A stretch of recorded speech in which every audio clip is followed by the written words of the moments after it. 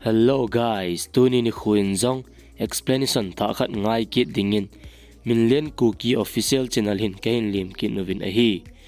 chule hichi film he chai chan ngai ding mi zong kahin ti move tuni ni khu ani sai dingo thusim chu ahi le Vivegam kiti South India movie ahi chule hichi film hi 2017 August date 24 ni ana ki release ahin hichi director ahung panga Siva ahin producer ahung pang T.G Thyagarajan ahi hichi film a sumlu za momong chu hi le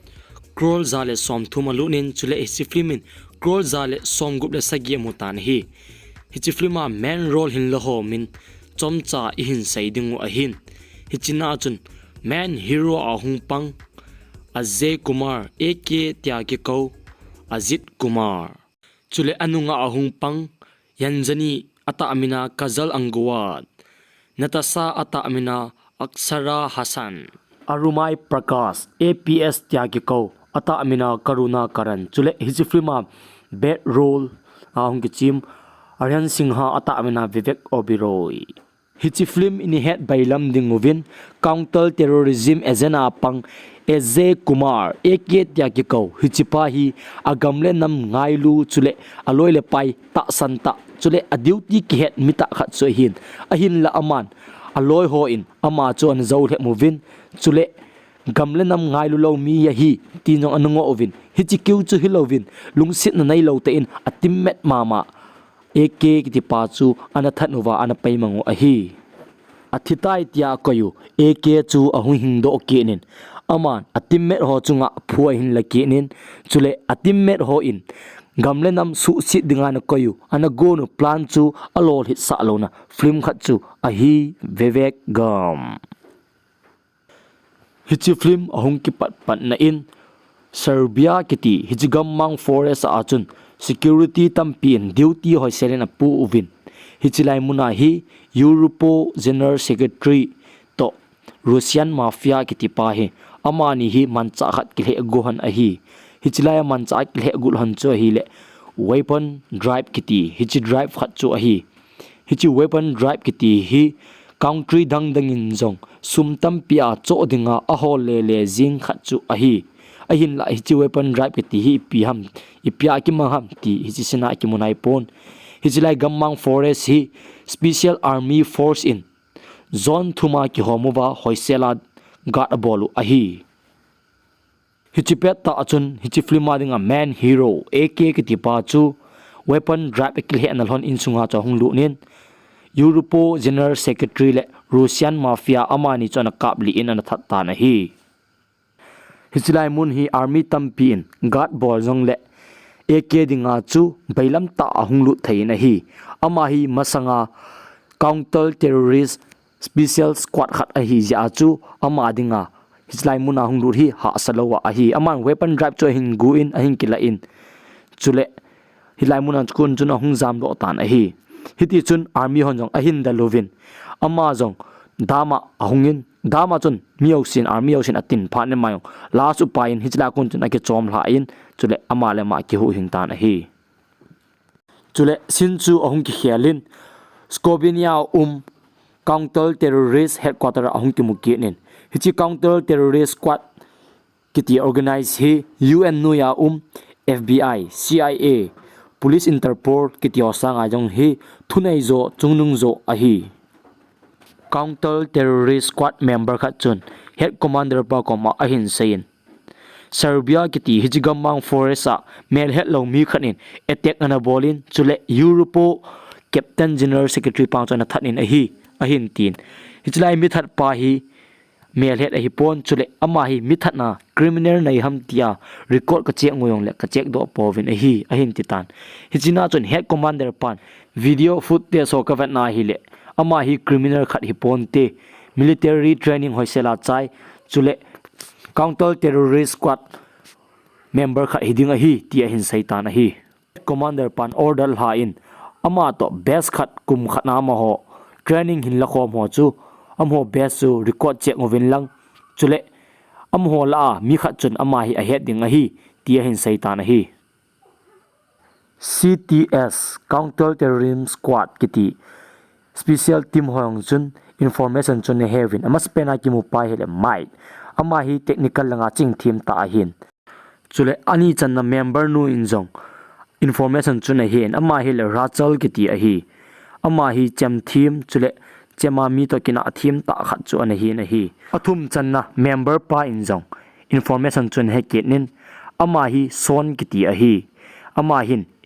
kimaker za chum chum mi kap khuma chule thudi thuta sai sa ji a hi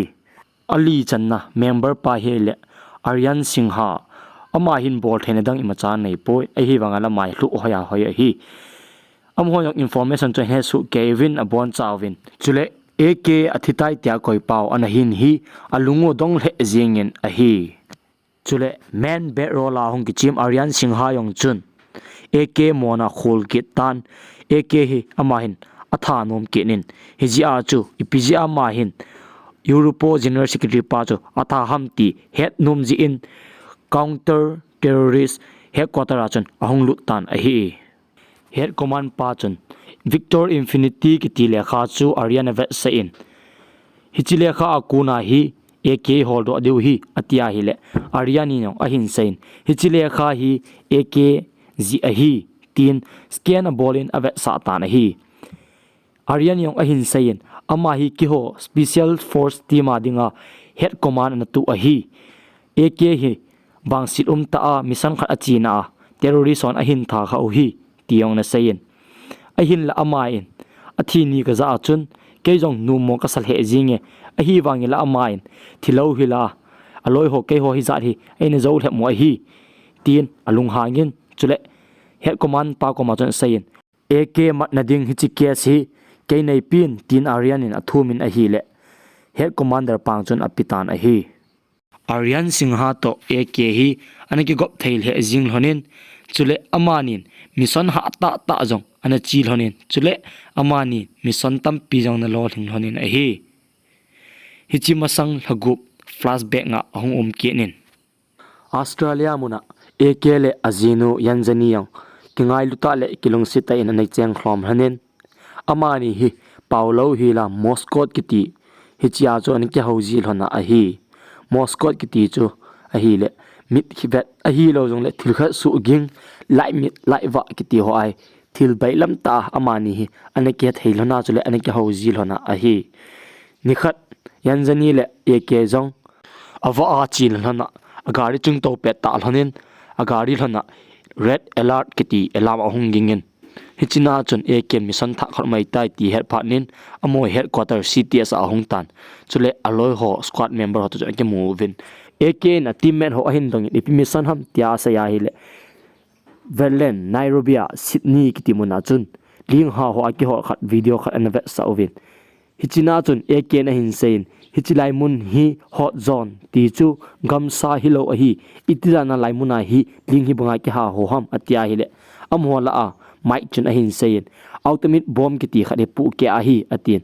hichina chun Aryan in ahin sai ke ne hichi ultimate bomb hi weapon drive kiti hichi akuna chu control ke bola ke pu ke sa aji hi ati ahin sayin a hi Aryan in ahin sayin hichi man cha hi nuclear tampio sanga jong powerful zo hi chule hichi man cha hi Russian mafia kiti pa khuna khada omin chule hichi bomb hi mun khana Australia omin chule khat hi Germany ome tia hin sayen hichi bom ahum pu ke tinga hile milham ho in masanga anangai na banga natural thila ling khot dana he ding ahin la hichi bom a kuna he pu ke sa o hi ti ahin sayen hichi na chun eken ahin dongen hichi yosi bola chule hichi yosi akot he kui ham mi khat wang hi de he ti ahin sayen hichi na chun sonin ahin sayen hichi hi computer hack thim khanin hack a hi password hi atien hele hichina chun rachalin jong hichinu chu ken ka he amin Natasha ki ti a hi ti a hin saitan hi mai din jong a hin sai kenin ama nu hi amel wang ke chat pon a hin la ama hi businessman tampi in jong ma dinga a hol le lew a hi ti a hin sai chule Aryan in a hin sai kenin ama ma ding hi secret mission a bol ngai o hi chutilawa hi le businessman ho khutna lu khale imat pha ro do ai tai ti hin sein eken jong ataimu chule awat chu chu aki se su Kevin mission chu apan tawin hi eke jong mission chiding ahi taji chun azinu yanjani chu ahung vai la tan ahi sin chu ong ki khelin Serbia airport na Arumai Prakasam APS Tyagi Kaupa chu AKN akimupin ama hi local language le do ding ahi APS chu ahin puin CC camera footage of valley hon tan ahi hichina chun AKN Natasha chi chu mutan ahi APS kom adungin hijilai muna landmark umam ti na dungin landmark ti chu school ahi lo jong le train station bus stop ti ho umam ti do ahi le APS in a umpoi ti hin sein hichipet ta chun ambulance ni achi phai amoin AKN hin dong hichilam pia hin hospital umam ti ado ahi le APS ahin sein hichilanga khu hospital lin ta khatwang ome ti hin sei pi tan ahi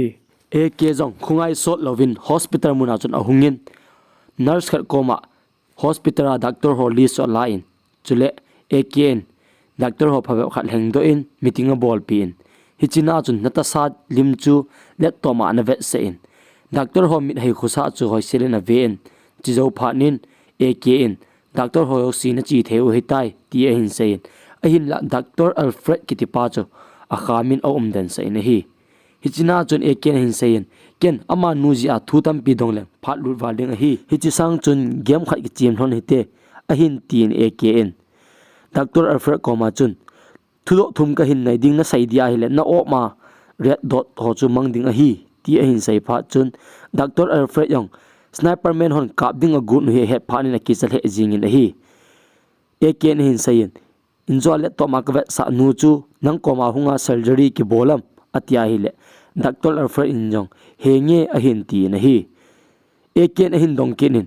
aman surgery ki bol chaya chule itabang lima ki bol ham ti a hin do a hi le Dr. Pano a hin sayin aman surgery hung ki bolin a hin la bandage kala do masanguvin azam do otai ti a hin sayin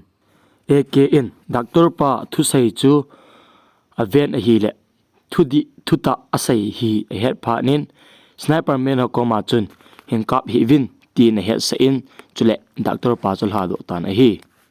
AKL APS jong chu Natasha umna hold do dingin ahung do kil han tan AKPCO khana lu nin Aryan a hin kolin tun Natasha umna he do na dingin 20% tabang hi akhe thai tai ama umna chu footprint location in PIN ti a hin sein hichina chan Aryan in amo counter member ho si koma sein camera si on vin lang hoi selin CC camera foot te so chu check bolvin tin a hin sei tan a hi AK jong chu mini en gu thimen anona jui le le honin chule lim jong na kap honin a hi hichite ni cho ein nga hung hanin chule AK hi tabang ham ti khulu ading gut lon lai te in AK chu lai muna ano min chule amani koma mai thar hin kaw khomin AKN a hin dongin ipidinga nang nin kanung na jui hana chule gu thima lim nei kap hon ham atia hi le khatte ni chune hin sein Natasha ki tinu hi ke hon jong ko holu a hi nang nung ki jui han lang hi le hol bai ding hi ti ka ta sanji wa nang nung gu thim thima ka hin jui hi ti a hin sein khatte nin asai hon no si chu APS in jong AK koma ana sein ana le do pi ji na hi hichina chun AKN jong a hin dongin ipidinga hichinu hi matdinga na hol hon ham ti ado a hi le khatte ni chuna hin sein hichinu hin weapon drive kiti hichi password chu hack a bola akchoi a hi ti a hin sein hichi ang chu Albania a gang leader hong chun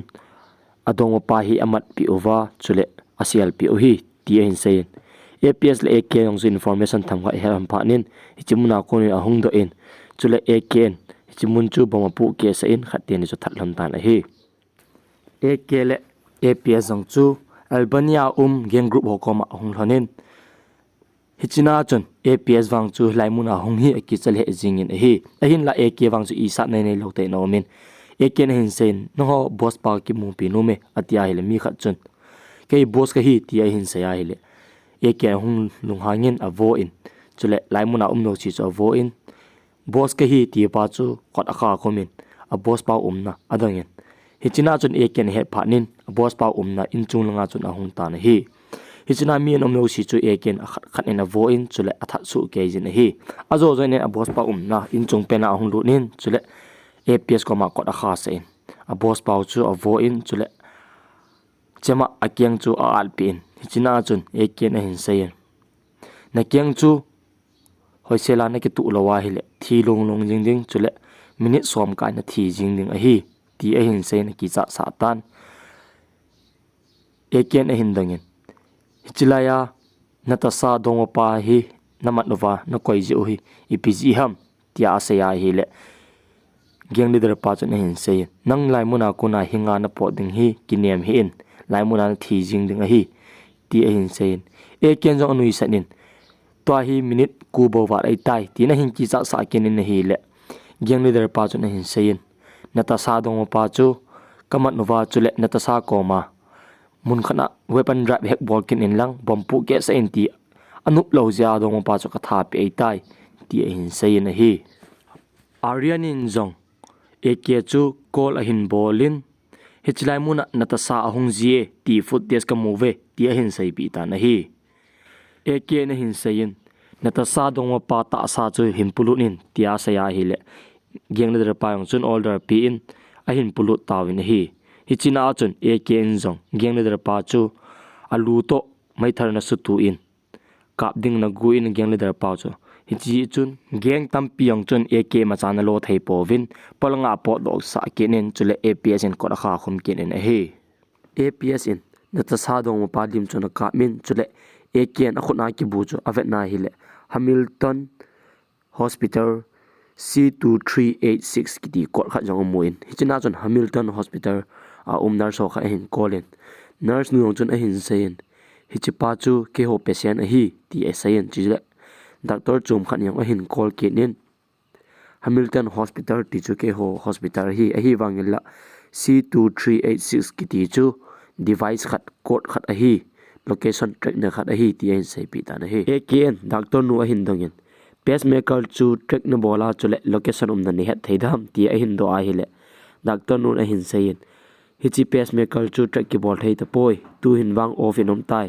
a thi ham a hing ham ti ki heta poi si patient chu a hin ti a hi le eken hichina chun hedo otan Natasha in hichi track hi hek a bola chule adong pa na a hen a hungin a hi wangin la geng leader hotam wal ji chun lut ngam lo a hi ti a hen chule adong mapa hi a thi ham a hing ham ti jong a het nai lo ding a hi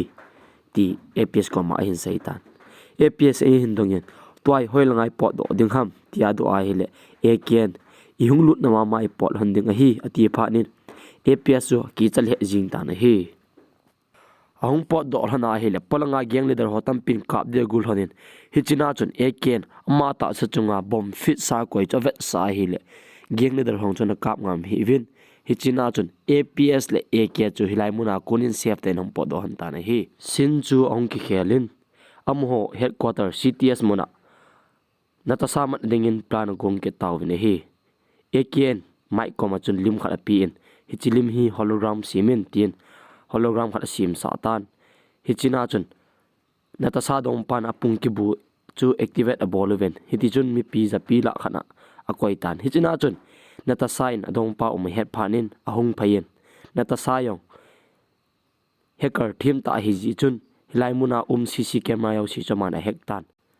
Natasha in jong CC camera yaw si hack a ball phanin CTS member hong chun hedo tawin hilai muna Natasha hung tai ti head pha noven hoi selin a mohan binocular khan na vetawin he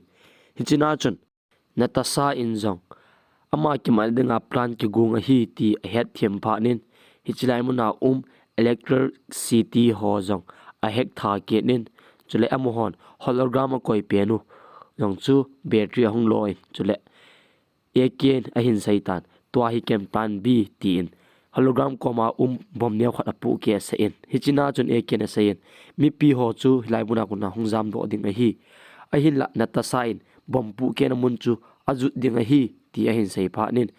aloi hong chun Natasha chu mat do na te ding hoi selen na vekit tawin a hi hichina chun eken Natasha lim chu a he chin tan chule amutan eken Natasha mu pha chun mat ding na hindalin chule Natasha in mun khana aomin ekele atimet hon akya ho now communication network chu hack a bolin chule aman sa ta na hi eke jong Natasha chu mat ding hindal kenin hichina chun Natasha chu train station khana hung walu na hi le hichilai muna CC camera kun nong chun Giang dang hon jong Natasha cho na movin mat ding a hi tin a bon chawin Natasha manding in ahung do kit tawin Natasha in jong het man lo hilin AK cho mai thara hin ka min hile akhut a kha pi in Natasha cho mun khana omin ha kai na kamin giang da hong chu Natasha cho a om nei het kit pha novin Natasha om na nga ahung phaivin chule Natasha cho mat ding ti in anavel kul tawin hi hichipet ta jon eken bai kha hin tolin mai khu tam ta na po sein chule Natasha chu hilai mun kun chun a hin zam pi in chule giang ho ta chun nal tain fai na ki bolin ana ki dalwin chule Natasha chu sep host khana ahim puilu tan a hi Natasha chu eken ne ding a pi in chule eken mai tharin kha pi na lai chu hoiselen ki jan tan a hi hichina chun Natasha a hin sein ken ka kap no ma ka hin kap a hi poi ka ki chat mana ka hin mo kap jinga hi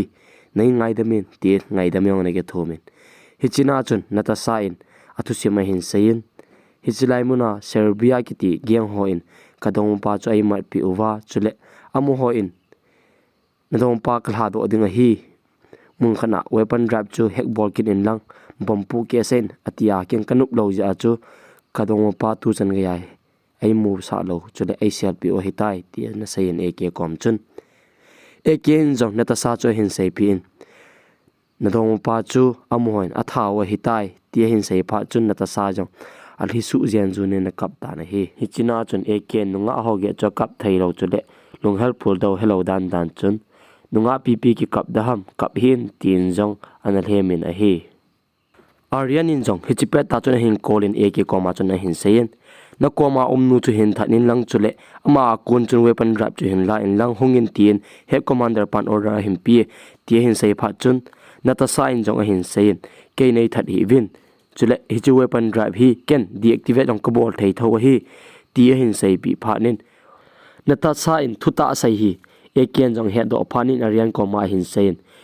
hi chi weapon drop hi ken jong a code ka hen chule headquarter nong jo in deactivate bol taute khong phai hlone tai ati pha nin Aryan nong chun an nuyin chule henge tin a hin saitan a hi ekele Natasha yong chu headquarter ding a hung hlonin ichina chun traffic jam anom min hi chi traffic jam chu terrorist ole gang hoin plan bolova om sa hi eken he do pha nin Natasha cho hin vail hein hi chi kara ko ni hung po do hin tin eke cho palanga hung do in chule terrorist so gang hota chune ki kap tu tan chule hilai muna he fight sin nal ta kha jong in mu ding wa hi Natasha in jong akoma ki kham gari khat sunga chapang khat aka cho mon alung sit valjin a hung do in chapang pa ko ma cho hung de tia hi le gang member o khanin Natasha cho ahin manin a hi wangin la hi chi pe ta chun ahin man pa chu eken na ka min eken nga kunin gang member khanin jong Natasha cho hin ka min chule hilai mon chun Natasha anatita na hi Natasha na thi masangin AK koma hin sein hi chi weapon drop hi mi phalo khuna thut sa hi in tin a hin sein chule hi chi weapon drop chu a hin jam pi tan ama na hung jam na hin aloi chule amu ho teammate mama Aryan Singha chu lampia anaki hen amuin chule AK jong alung dongin ahung komi hi chi hi kuna bol ham tia do lai ta chun Aryan Singha in AK chu mai thari hin ka min chule amo teammate mama Rachel Son Mike in jong mai thar hin kap khumin a hi hichina chun AK chu kola ki tang latan wang phat te in thing khana AK chu aniki khai den aloi ho teammate hong chun mai thar kap chu tang lovin a hin kap jing na laivin chule hichipet ta chun AK azinu yanjani in jong a hin kolin hichina chun eken phone call chu apingin a hi le yanjanin ajipa gen thei ta om lai ta husan cho za ni hi le akap jing ta na hi hichina chun azinu na sein ina na hong kong kle ding hi ti in ki ha silin tin AK chun ki ha sil sa in chule eken jong ina kong kle ding hi anati na hi hichina chun eken chunglang avian hi le am ho hin ka ma chule ama thading plan gong hi Aryan Singha le team member mohama ma hi ti head o tan hi Aryanin weapon drive chu Russian mafia ki tipa hi business man pa ko ma hi sum tampia anake zu do tan hi hi plan hi Aryanin AK he sa lo hilin a team member dong hot chun anake thuwa an bolu a hi AK jong lagup lang chu hilai muna mi umlo na gama ken thei te in omin chule ama le ama akitil khawin AK in jong atimet ho ko ma phula ring ti agelin ama le ma training na sata ki pitana hi hichi sin hi pulpat pa na in muding wa hin AKN weapon drive kilhe namun chule dilong ki bol namun hi Russian mafia ki tipa ko na hi chi ahin go a chule Russian mafia cho hin tha hi ti chuin he theiding ong ta sanin tu hin sin chu ong ki khelin present time ong kitan CTS amo headquarter muna AKN hichi weapon drive activate ball chu mai nin an head okinin hichina chun Aryan Singha in mai koma asain AKN activate ball na lai mun location chu track ball in lang head do ding ngai tuin tin order pitan hichina chun mai in jong o na mun chu a head o ta na hi Aryan in ahin sain tu chunga AKA kona hichi weapon drive ila do le ama hi commit mu ta I tha ding hi tin order na pin chule AK koma hung dingin rachal le mai ong hi solin chule amai electronic lens camera khat jong na pin hichia ku na chu AK na le chule amohon ipi bol ham ti mu theina dinga na pi hi Aryanin audio device khat jong abil kula anaki tuin chule rachal le mai ong cho ana pi na hi hichi audio akuna hi amohon aki haulim na ho hi CTS office muna za theina dinga chu ana tu pi a hi Aryanin mai le rachal ko ma chun ahin sayin Akia kuna weapon drive chu na hin la do honding chule masanga man thading prai nugun hi aman khet lo lai ding a hi hijia chu na him puigul handing anuk lawa hi jongle amuna chu na hin tha dan jing handing a hi ti in thuna pin na sol do tan a hi mai le rachalong chu AK na Skovinia Boulder Tunnel sung khana chun ahung lu nin chule AK ta jong ki motu tawin a hi khate ni chun ahin sain ma AK ko ma chun nang puido dinga Aryanin plan hin guna chule nang hi mon nei lo hi tin jong mi piyo sin a sai tai hungin chiu hite headquarter ahin tin chule rachalin weapon drive chu holai muham ken choi nge tia sai chun AKN ahin dom boni kanung hin zui honin atin anung ki zui sain hichina chun AKN ahin sain ka het kha lo mi ngan to khongki galin ahin la tu hin wang ke team member mama nong ho to ki gal de hitai tin hichipet ta chun infrared radius khat chu ahin la do in hichina chun CTS office muna amon audio device api chule camera lens api hong chu khat cha akive thei tapon athu seu khat cha ki zatapon hi AKN amo ho zo chu hek na bol tan a hi hichina chun Aryan Singha alung hang le jingin hichitanel chu holai muham chule holai muna hung pot do dham ti ho selim vewin tin hichitanel map jan vet sa in a hi mai rachal chule AK jong chu hichilai tunnel muna chun hadale ne ki dalwin chule mai chu AK na that ta na hi rachal lung hangin AK o phangta chamin a hin sut pi na hi le camera device jong chu hong hi thei chanin CTS muna ho chun AK hi rachalen asul li tai tin a gieluvin anake pawin ahin la AKN chem thim tain anake dal do in chule train hung lai khana rachal chon le lunin anathat tan a hi hichina chun Aryanin ahin sayin Russian mafia hichigyang leader ho chu AK jinu hi mandingin solen tin order pin chule Russian mafia gyang hoyong chu yanjani na hichiru ma chan hung lunin ayanjani mading go na hile gala kunin mi khan sniperin ahin ka min hichi sniper hin ka pa hi yanjanin ajipa hiding a hi tin a gelin window komin hichi Russian mafia gang mi phalo ho chu apuin window akun chun AK chona kapsa ajin a hi hichina chun yanjanin aman to anakimu tu jin han thingphung nui khana chun ana ome na tawin Aryanin jong CC camera footage akunin ahead in yanjani hi ajipa AK to kimutu ding ahung hi ti head apanin muntina CTS member ho chu a sa in chule yanjani chu hoiselen vet suisa tan hi hichipet ta chun yanjani to na nuin AKN phone call kha hin bolin chule Aryanin jong hichi phone call hin bol na mun chu location track bolovin hoilai ham tina dongin hichina chun hichi phone call hi track ball dinga hi le alang pia 30 second ho lu ding a hi eken a jinu ko ma hin sein tu anang to ka ho ding phat om poi ken phone call ka him ball na hi track ball wa chu la he do go ding a hi a hin la hichi ball na ding wa chu 30 second hi lu ding a hi tina sein chule ken ka hil na munmuna chi in tin jong yanjani chu an hi lin a hi 30 second hin ma sangin eken phone call koi phanin CTS member ho chun location ke do man pove tin a hin sein yanjani yong chu eken a sai pi bangin ahungin a hi le akoma phone khat hunging kenin hichi phone call cha pick kenin eken mun kana sol kenin hichi bus stop mona asolin hichi bus stop ma kun chun phone hung kenin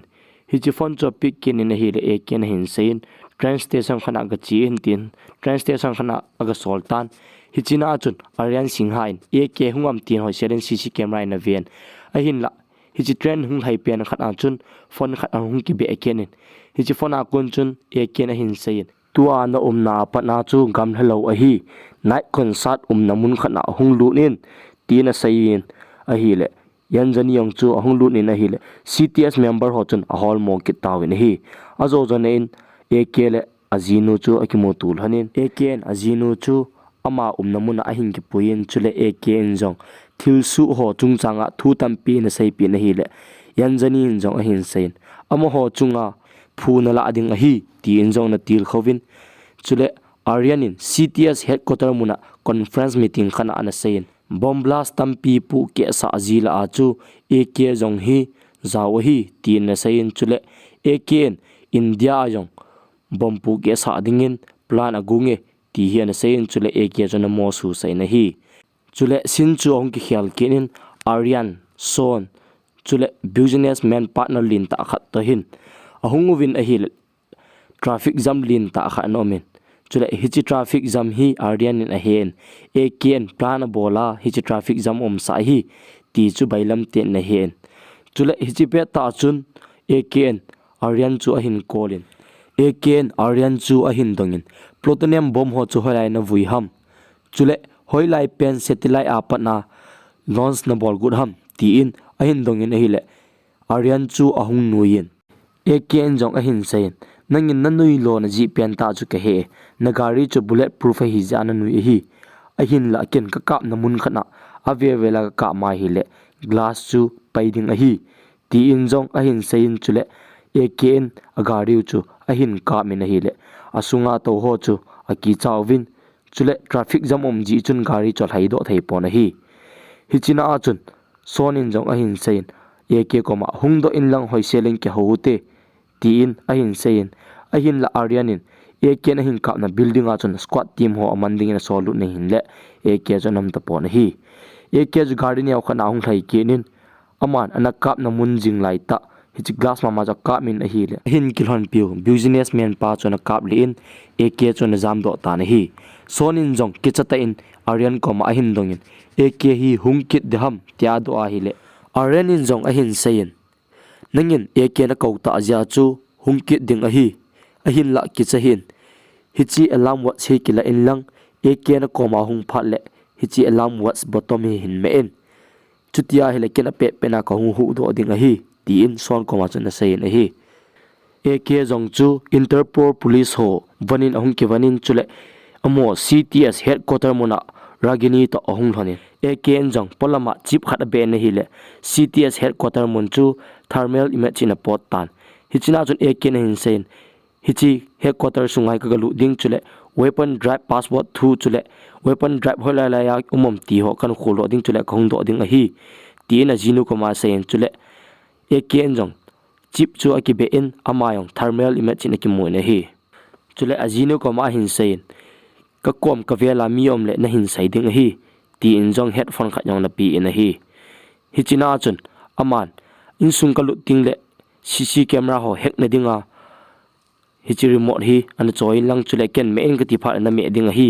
ti in jong ngan si in ven chunga jan dal han AK jong Interpol police so sipai form in hong kivanin CTS headquarters sunga chun hong lut tan a hi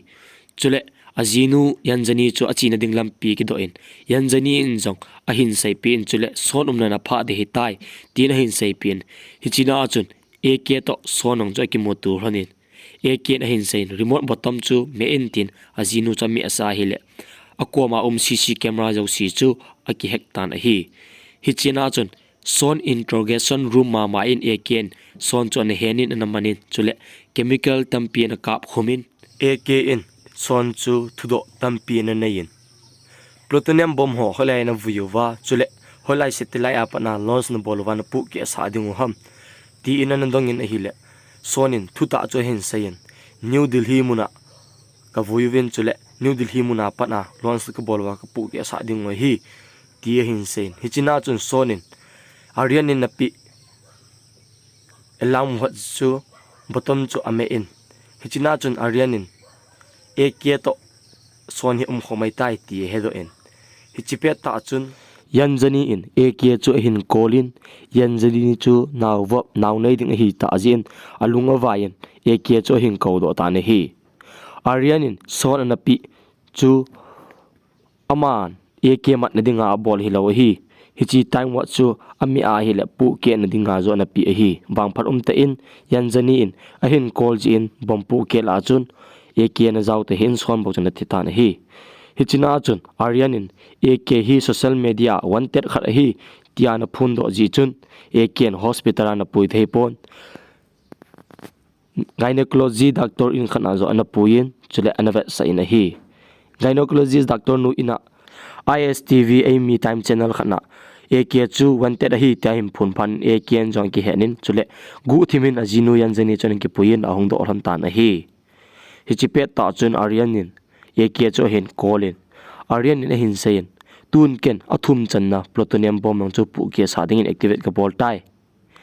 ke hila India hi dal ha a ka chi do ding a hin nangin twai pi na bol thei ding ham ti in noi si te in AK cho hin hovin a hi chule Aryan in jong a hin sai ken nang hi wanted khat hi ti in jong ken ka phone do sa hi tai social media holai na jam ding ham na jam na ding lampium ta poi hiji chun ke ko mahong ki siren dalin ti in jong na sayen bom ho chu deactivate bol na ke fingerprint ngai ding hi ti in jong na sayen hichina chun AK na jinu chu train station khana him puilu din chule ana to sayen AK na hin sayen hiji train hi ama station al hun ga ya 30 minutes leiding a hi hiji ka la hi ken nang khong pui ki ding na hi aka la train station danga na kumlo ding a hi ti in vai la in chule ana dal tan a hi